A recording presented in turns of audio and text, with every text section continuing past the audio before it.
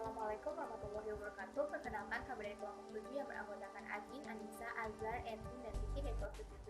Baiklah, untuk pemilahan induk, yang pertama itu kolam jantan dan betina dipisahkan. Yang kedua, pemberian pakan berukuran 8 mm dengan penambahan sawi dan udang segar serta vitamin agar indukan tetap sehat. Yang ketiga itu dipelihara di kolam berarus dengan seluas 4 x 5 meter persegi dengan kedalaman 1. Langkah pertama yang dilakukan untuk pemijahan induk yaitu seleksi induk, di mana induk yang dilakukan dalam proses pemijahan ini harus memiliki kualitas yang baik supaya benih yang dihasilkan nantinya memiliki kualitas yang baik juga. Nah, kriteria pemilihan induk itu seperti yang pertama dengan keadaan sehat, yang kedua itu tidak ada luka maupun cacat, terus yang ketiga itu memiliki warna yang kontras, yang keempat itu bentuk tubuhnya normal, yang kelima itu matang gonat.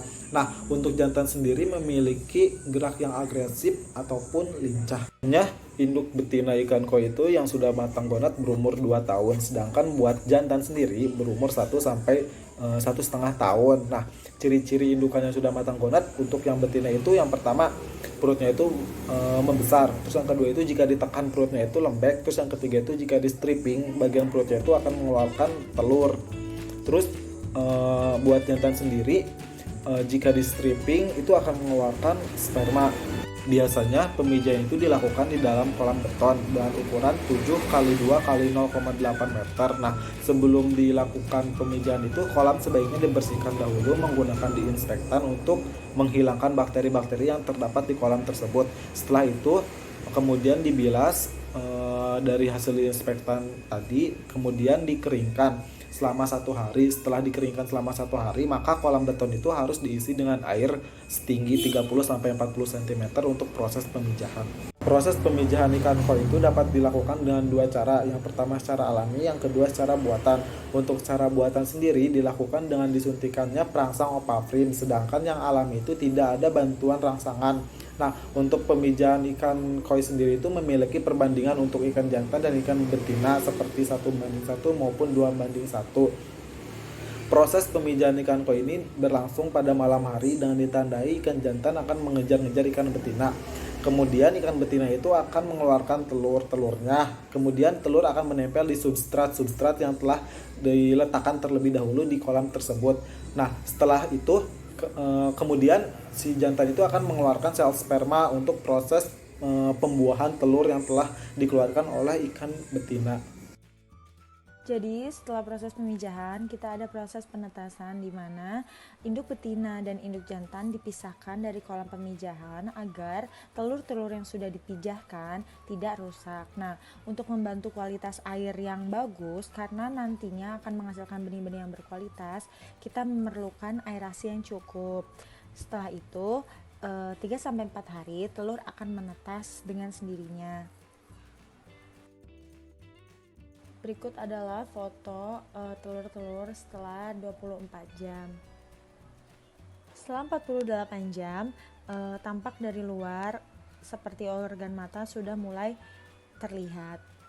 Berikut foto setelah 72 jam dan burayak-burayak ini akan segera menetas dengan sedikit demi sedikit. Setelah melewati beberapa proses yang sangat panjang, benih-benih ikan koi nantinya akan tumbuh menjadi indukan yang berkualitas. Nah, kita dapat lihat di sini ada beberapa organ yang sudah tumbuh dan nantinya akan ikut berkembang. Pemeliharaan larva masih dilakukan pada kolam yang sama, yaitu pada kolam pemijahan induk dan penetasan telur. Di kolam ini dilakukan pembersihan. Jika ada sampah maupun batang pohon yang jatuh, itu diambil dengan menggunakan serok. Eceng gondok diambil atau diangkut ketika larva sudah mulai aktif. Pada umur 1-2 hari, larva tidak diberi makan karena masih mempunyai cadangan makanan pada kuning telurnya. Pada umur 3-7 hari, larva diberi pakan dari kuning telur yang sudah direbus dan dilumatkan. Bisa menggunakan telur ayam atau telur bebek. Pemberian pakan dilakukan secara merata ke kolam tersebut agar semua larva kebagian makan. Ketika berumur 16-20 hari, larva sudah bisa dipindahkan ke kolam pembesaran. Nah, di kolam pembesaran ini, larva ditebar pada kolam yang sudah disiapkan 1 minggu sebelumnya. Benih yang baru saja ditebar diberi pakan berupa pelet udang selama kurang dari 30 hari. Setelah itu, larva diberi pakan ikan koi atau PK yang berupa pelet selama 2 hari, yaitu pagi dan sore hari. Pemanenan ikan koi sudah dapat dilakukan ketika ikan sudah mencapai umur 3 bulan. Pada umur 3 bulan ini, ikan sudah mencapai ukuran 10-15 cm. Pemanenan dilakukan dengan cara memindahkan ikan dengan cara diserok terlebih dahulu, kemudian ikan dipindahkan ke kolam betan. Pada ikan yang sudah dimasukkan ke dalam plastik, ikan diberikan abate agar cacing dan kuman dapat mati.